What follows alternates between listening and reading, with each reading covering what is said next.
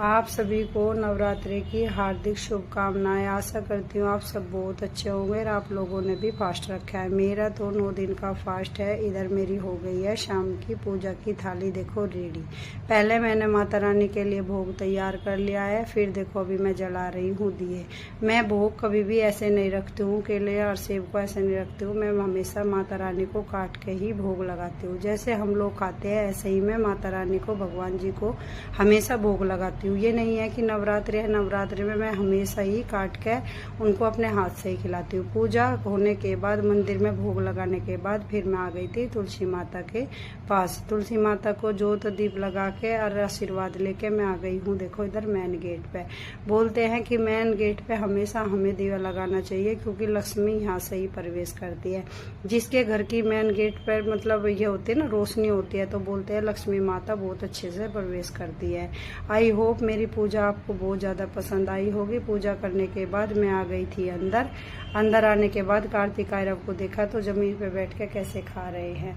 आप भी सोचोगे कि बच्चों को देखो जमीन पे बैठा के कैसे खिलाते हैं। बच्चों को कितना भी, छोटे बच्चों को आप कटोरी में दे लो, लेकिन वे जमीन पे गिरा के ही उनको अच्छा लगता है।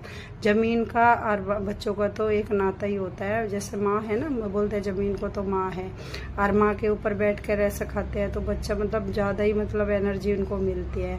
हम कैसे भी कर लो, बच्चा जमीन पे इतना गिराएगा नहीं, इतना उसको संतुष्टि नहीं होती है।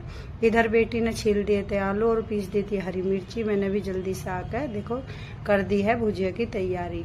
आज ये बनाऊंगी मैं बेटी के और बच्चों के लिए। मैंने खाना पहले ही बना दिया था। अभी देखो मैं लगा रही हूँ यहाँ पर अपनी भुजिया। व्रत की भुजिया मैं कैसे बनाती हूँ, हम लोग तो भुजी बोलते हैं, आप लोग पता नहीं क्या बोलते होंगे। इधर मैंने डाल दिया था जीरा, थोड़ा सा घी और बस सिंधा नमक और जीरा, वो हरी मिर्ची, बस 2-3 चीज का ही मैं तड़का देती हूँ। डर बेटी से कर रही थी प्यारी प्यारी बातें और बोल रही थी कार्तिक आर्यव बहुत ज्यादा परेशान करते हैं, ऐसे ही करते हैं। शाम का टाइम तो हमारा बहुत बिजी रहता है।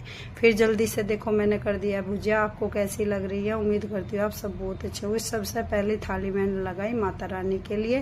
पहले माता रानी को और गणपति बाबा को, सारे भगवान को भोग लगाने के बाद जो भोग मैंने मंदिर में लगाया है वो बोलते हैं कि कन्याओं को देना चाहिए।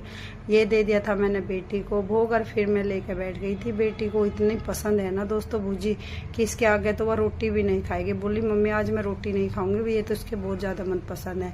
दूसरा निवाला लेने से पहले मैंने आप लोगों को भी कहा कि आप लोग